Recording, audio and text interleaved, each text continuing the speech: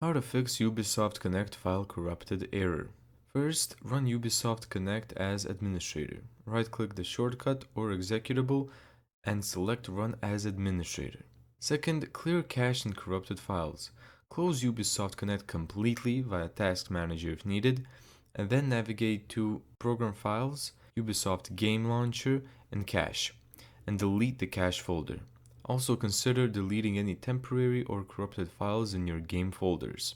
Third, verify or repair game files. Open Ubisoft Connect, go to the library, click the three dots menu on the problematic game, and select Verify Files or Repair. This ensures corrupted game files are re-downloaded and fixed. Fourth, disable antivirus and firewall temporarily. Antivirus or security software may interfere with files like Ubisoft extension.exe.